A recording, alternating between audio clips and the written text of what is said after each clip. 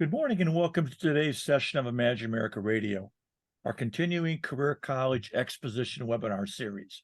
My name is Bob Martin. I'm the president and CEO of the Imagine America Foundation, also known as IAF. I want to thank all of our visitors to the fourth year of our IAF Career College Exposition webinar series, where we have now produced and distributed nearly 150 webinars like today, with our total viewers and listeners now surpassing 5,000 local educators and counselors. To our continuing listeners, thank you so much for your continued support. For our new listeners, welcome. We hope you enjoyed today's session. I'm excited about today's topic. Is a college degree the only ticket to success? Sponsored by Universal Technical Institutes, or UTI. UTI is this country's leading provider of high-quality, career-focused education at 18 locations nationwide. UTI is also a 22-year sponsor of the Imagine America Scholarship and Award programs, having provided admissions-based financial aid to more than 11,300 enrolling Imagine America students just since 2016. Without taking valuable time from our presenter, let me refer any and all inquiries about the Imagine America Foundation to our website, www.imagine-america.org. Since our beginning in 1999, Imagine America remains the leading sponsor of scholarship aid to enrolling high school students. However, our country faces a never-ending serious shortage in certified technicians. We learn from employers in virtually all sections of the country desperately looking for qualified employees, and we frankly just need to do more. Our partner in today's presentation, Universal Technical Institutes, or UTI. Joining us today to discuss in detail the looming technician shortage and how UTI is helping meet this need is Dr. Stephen Coyle. Dr. Coyle is a nationally recognized expert in this area with extensive K-12 background. Before turning the program over to Dr. Coyle, let us outline today's agenda very quickly. Today's session of Imagine America Radio will be 30 minutes maximum, including questions and answers. Once we finish these remarks, we're going to move directly into today's presentation. All participants can submit questions while the presentation is in session via the Q&A feature in this Zoom meeting. At the end of the presentation, I'll then present any and all questions offered by our participants. We will address as many questions as possible and provide written responses in follow-up emails. We will have a hard close at 10:30 a.m.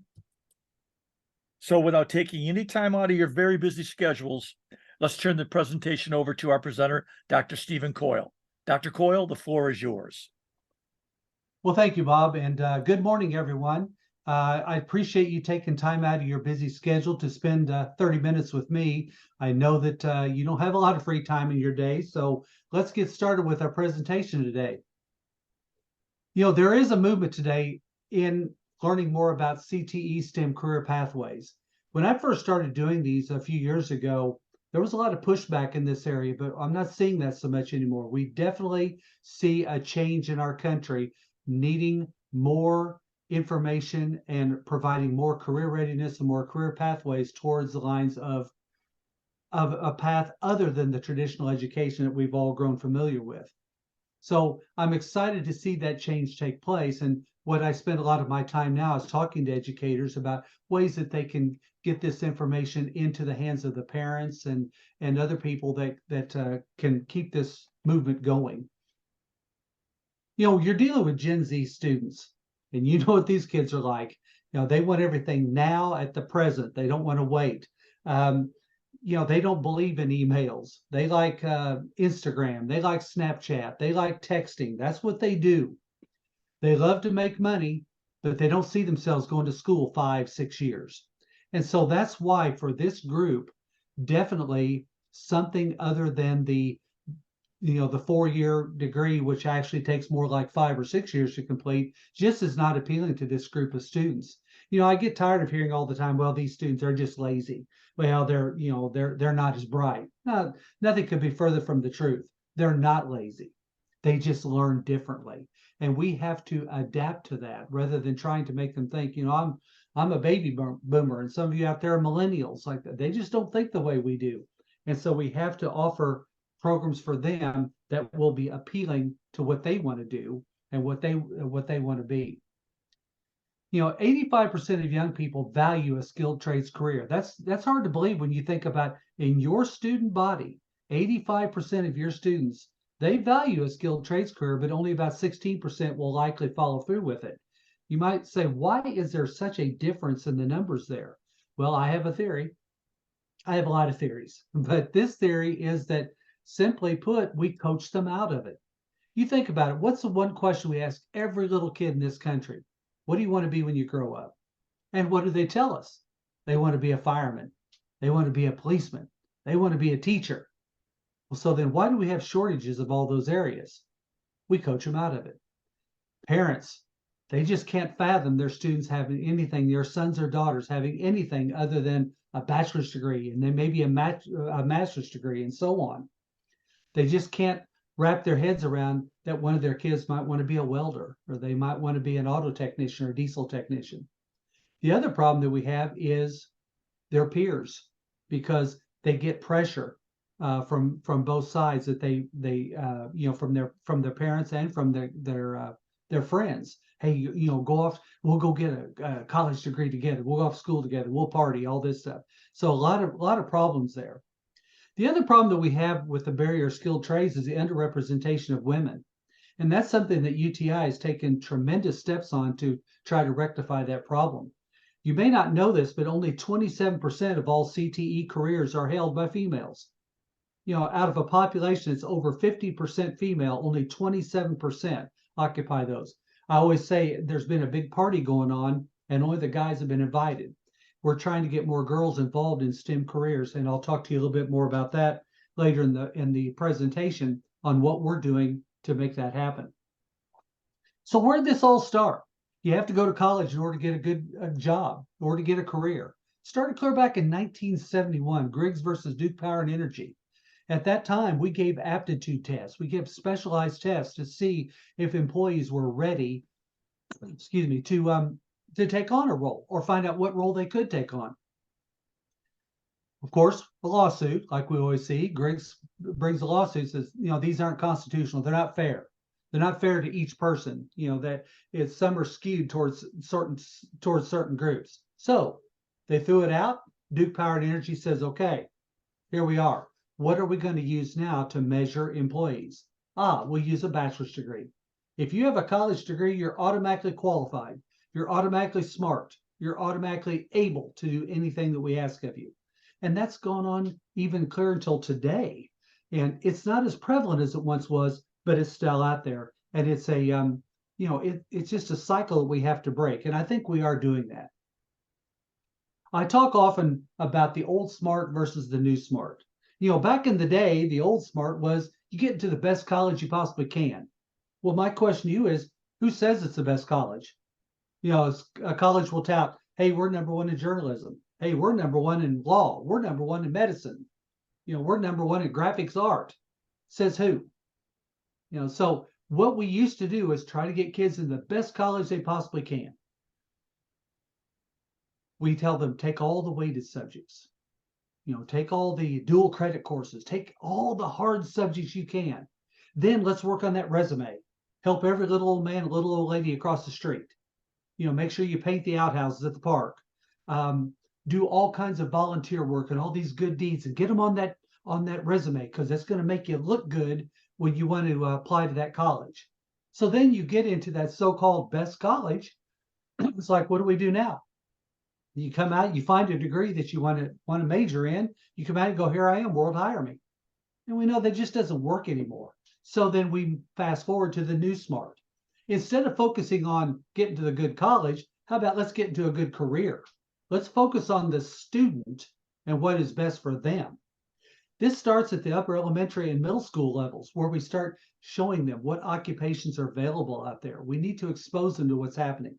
I talk to thousands of school counselors all across the country. I'm getting ready to go to New Jersey for a big counselor event. And that's one of the things I really talk to educators about is, what are we doing at that elementary and middle school level? Then when they get to high school, this is where you as school counselors, you need to get more exposure, need to bring in presenters. For instance, UTI, we offer workshops in the high schools. We're at over 10,000 high schools a year.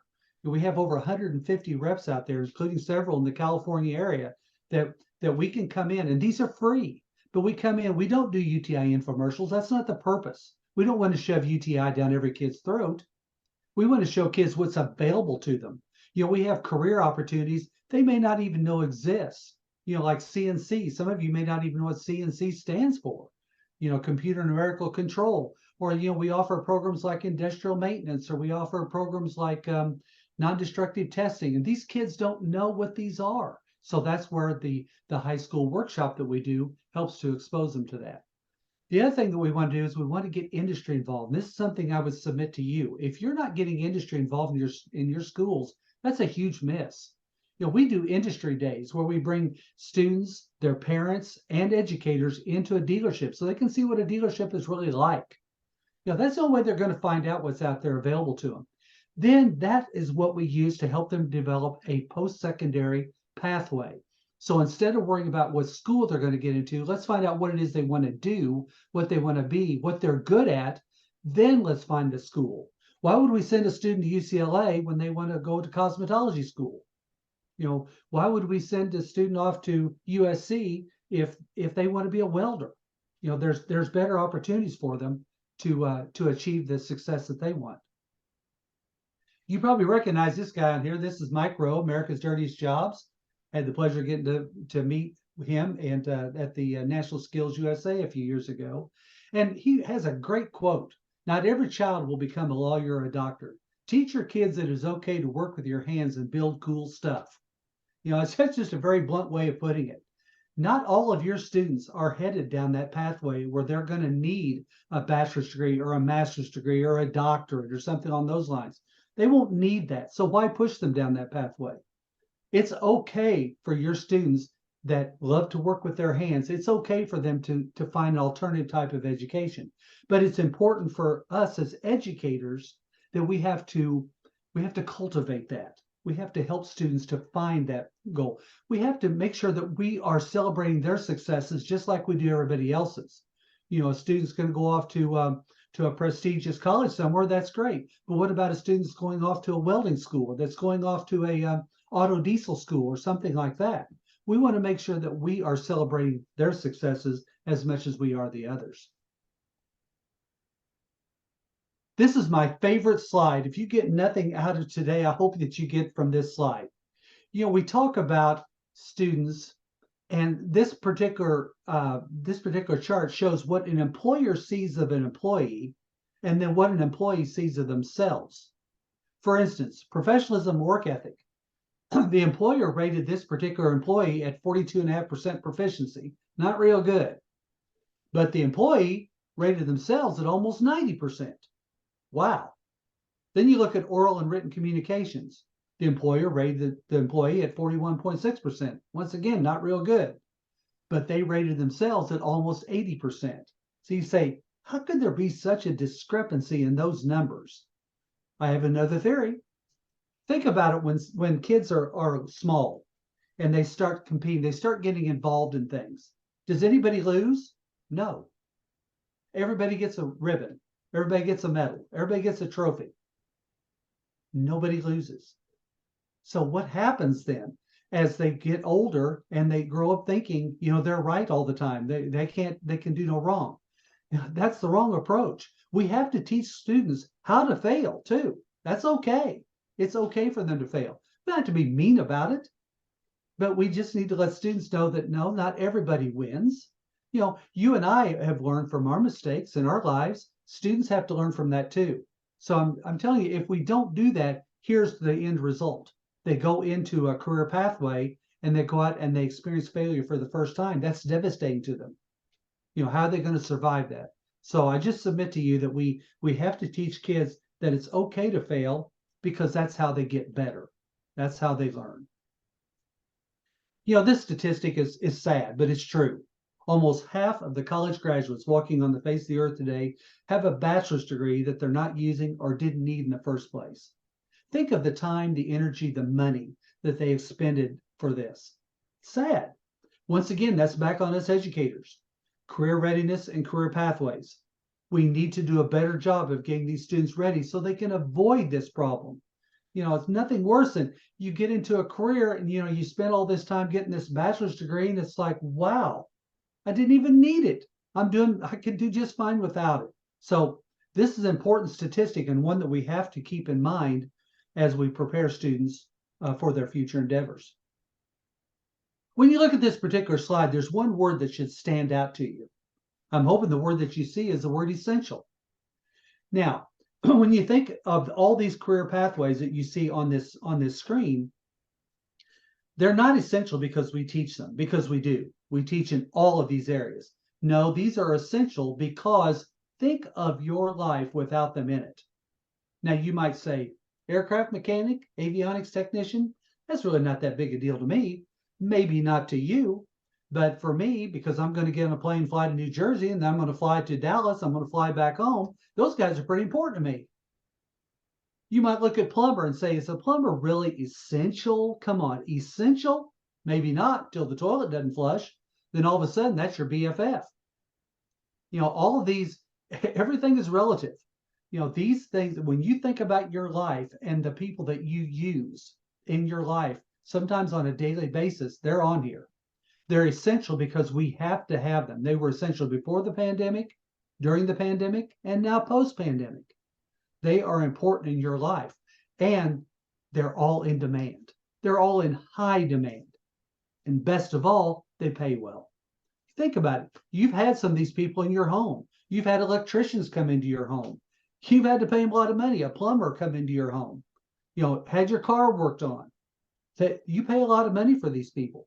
They definitely have a skilled trade, and we need more and more of them in order to make our lives easier. The demand for technicians and welders is larger than it's ever been. There's over 1.4 billion vehicles on the road worldwide today, 285 million of them right here in the United States. Now, you might say, well, cars and trucks? Hey, don't forget about personal watercraft. Don't forget about snowmobiles. Don't forget about ATVs and UTVs. All these different types of transportation we have. They all have to have technicians work on them. And you look at this last statistic, by 2031, that's only 7 years away. 1.7 million plus technicians are going to be needed. That's a scary thought, but it's true, something we have to keep in mind. I'm going to shift gears now and talk about women in STEM. I alluded to this earlier when I talked about the underrepresentation of women. 2 years ago, we started our Women in STEM program. We're now entering our 3rd year, and we couldn't be more excited about it. The whole purpose was we wanted to get more females involved in STEM trades. The mantra, you can't be what you can't see. These girls have no role models to look up to. Think about it. When's the last time you saw a female welder, a female plumber, a female auto technician? When you see the road crews working on the highways, how many women do you see in that group? You might see one and she's holding the sign. We've got to change that thinking. And so that's one of the things that we've tried to do now. We have started our Women in STEM where we host these events on our campus. I was just at the Lisle campus near Chicago last week hosting the event up there. We had over 70 girls there involved. And what we do is we bring in a panelist of women in STEM. These women are heavy into STEM. We had, people like Sophie Fox there, CEO of Women in Wheels. We had a couple of our past graduates that were there, talking about how they did it. Because that's what these girls want to know. How did you do it? What did your parents say? Did anybody make fun of you? Those kind of things. That's what we try to do with this program, is we want to expose these girls to what is available out there to them. We're hoping to get maybe 30, 40 girls to these events. We've been averaging over 100. The best part is at the end, we have them fill out cards. And here's one young lady, she put, I like watching cars go fast, but wow, today I couldn't stop smiling. I was intrigued with everything. I had no idea how I would start a job in this career. Now all I can think is to apply here after high school. We changed that young lady's life that day. Pretty amazing to see what happens. I mean, these girls leave in tears. Watching last week, I mean, they all flocked up to these women, talking to them, asking them questions, telling them how much they had inspired them that day. So that's what this is all about. We just want to get these girls more involved in STEM careers and make a difference. Scholarships and grants, we offer over $15 million in scholarships and grants each year. Sadly, we only give away probably half of that. Oftentimes I'll hear people say, oh, I can't afford to go to school. No, the better response is you can't afford not to. And we make it possible to go to UTI with our scholarships. We offer them, of course, with our different fields. We also offer them for housing, for relocation. We try to help students make it possible for them to go to school, and so that money is not a hindrance for them to be able to advance their career. I pulled this slide up, 35 industry relationships. We're the only school in the country that can pull this up, because these are the alliances we have with manufacturers. But I pulled this up for another reason. As I mentioned earlier, if you're not getting industry involved in your school, that's a big miss for you. And we can help you with that as well. So make sure that you're getting industry involved. Remember, they have something you don't have. They've got money. But the best part is they want to work with you because they're looking for future employees. So they want to tag team with you any way they possibly can to help. Now, another thing that we're really excited about is our tuition reimbursement incentive program called TRIP. Now, you probably don't have a problem getting kids to fill out scholarships, but we do. Actually, I know you do too. Kids just don't want to fill out scholarships. So we found this TRIP package has worked out very well. We have over 7,000 employer locations, I should say, where they offer these programs.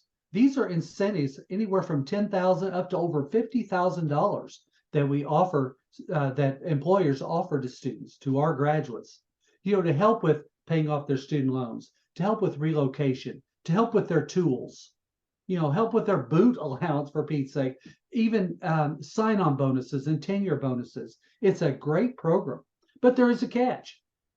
Students have to put in the time and effort, because these guys want the best. They're going to check your attendance. They want to know what your work ethic is like, your professionalism. They want to know these things.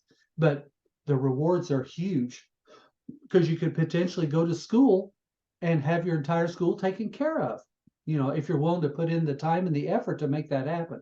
So we're really excited about this program, and we continue to expand it with our employers. Get trained in less than a year. That's something we're really excited about. That the average length of our program is about a year in length. But this is what the Gen Z kids are looking for: something where they can get in, get the training they need, get out and start working, and not have to waste time in areas that they're just not interested in. We stay connected on social media. We have Snapchat, Instagram, Facebook, TikTok, YouTube, a number of ways that we could reach out to students and educators. So make sure that you reach out to us on one or more of those venues so we can visit with you more. And then finally, this is my contact information. This is my email address. This is my phone number. Also, I have an Instagram account, Steve Coyle 2793. So please follow me and I will follow you back.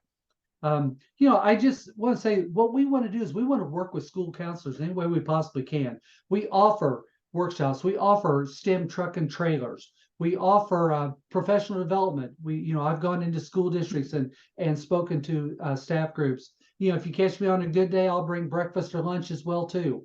We want to work with you. The best part is we don't charge for any of these. Everything is totally free. We just want to work with you. We know what you have to do on a daily basis. I know, as a former educator, I know what you have to do. All we want to do is support you in your efforts. So please feel free to reach out to us. And finally, I found out in this world, it's not how much money you make. It's not how many possessions you have. It's, do you have your own QR code? Well, there's mine right there. So feel free to take a snapshot of that and reach out to me. I'd love to hear from you. If you have any questions, comments, I'd love to hear from you. Anything that we can do to work with you, we want to. Thank you so much for spending this time with me, and good luck for the rest of your school year. Hey, thanks, Stephen. Great job as always. We really appreciate it. Just encourage any of the participants that want to submit a question. There's still time. We're going to be taking a few of the questions we have right now. Why don't you, Stephen, if you don't mind, before we jump into the questions, why don't you remind the audience of the California campuses for UTI? Because we are indeed focusing today on California. Yes, we have three campuses in California. We have our campus in Long Beach, we have a campus in Rancho Cucamonga, and we have a campus in Sacramento. So we have a great footprint. We've got pretty much the entire state of California covered. Yeah, real quick, I know I'm excited about this. I know you just added aviation mechanics to a couple of your schools. I'm pretty certain one of them's in California. Absolutely. Yeah. In our Long Beach campus, we're very excited about that, getting the aviation program there. What we're doing now, we're working to, we acquired MIAT a couple of years ago, and now we're incorporating those programs into our UTI campuses so that they have more accessibility for students. And so we're really excited about getting those programs into our California campuses. You're right, Bob. Yeah. Hey, next question. GPA. Is there a GPA requirement for admissions to UTI? No, there is not. We base our enrollment. I'll point out, first of all, you can't just come to UTI, you have to be invited. And we do that through a personal interview with the student and their family. And the family could be anybody that's part of that buying committee, as we call it. So it could be parents, it could be parents and grandparents, it could be aunts, uncles, cousins. We don't care. But we want that because that way we can get everything on the table. What to expect from us and what we expect from you. So now grades are important, and I'm happy to announce, about 8 years ago, I submitted a proposal for academic scholarships because I felt like we need to offer something to students because, the majority of our students come from the academic classroom, not from career centers, as people might think. But we had nothing to offer those kids. So I can tell you today, we do have scholarships where we're offering scholarships for GPA and for SAT and ACT scores. So I'm pretty excited about that we do have that offering. The next question is one we seem to get frequently, and that is the program and cost comparisons between public community colleges or technical colleges in UTI. Can you very quickly run through that? Oh, absolutely. And you're right, Bob. We get this almost every single time. And it's a fair question. We are not a community college, don't pretend to be. That's just a completely different entity. What we offer is different because, as I showed you, first of all, we offer the manufacturer specific training. Sure, there are some schools out there that may offer one or two. We offer over 35 manufacturer specific training. So that's a huge plus. Number two, the time you're going to be in school. Community college, you're going to be in school 2+ years. They say they're a 2-year program, but very seldom can you finish a program in that 2-year time slot. And whereas UTI, we're looking at about a year in length, give or take, depending upon the program they wanted to choose. It could be as little as 7 months. So that there's a big difference there too. And then of course, as I just mentioned, the trip opportunities. So many community colleges tout that they have free college as well. Well, we can argue that point with our trip program where kids can get their school paid for. So there's a lot of difference there. And I think probably then the biggest thing too is the footprint that we have nationwide, where if you walk into a dealership and you say UTI, they're going to know who we are. Community colleges are going to have more of a footprint, just very local, whereas we have a nationwide presence. So that's an important aspect too. Yeah, it definitely is. Stephen, next question comes from a listener asking about housing options, and I think it has to do. I'm reading into it a little bit. Many of your campuses are destination campus where students go and live for a particular period of time. Do you have housing options that parents and students can consider at some of your campuses? Yes, we do. We have housing at every campus except our Bloomfield campus. So all three of our California campuses offer housing. They're not dorms, they're apartments, but they're apartments that are leased by us, and so it's only UTI students. The best part about our housing option is that it matches the program, so you don't pay for housing you don't need, and you're only responsible for yourself. So when you sign that lease and your roommate leaves, you're not stuck with the bill. They have their own lease, you have your own lease. So it's very good. And we offer grants, housing grants to help students to to get into housing. We know that startup is always a huge problem for families, and so we try to soften that blow a little bit to help them a little bit. But it's a great opportunity for students that are wanting to come in from out of state, but to get a specific program, they have a place to stay. And then on top of that, we help students to get a part-time job while they're in school, so that way they can offset some of those costs. Yeah, yeah. And so the best way to get a hold of you, get a hold of UTI is your QR code that's right up on the screen right now. Am I right?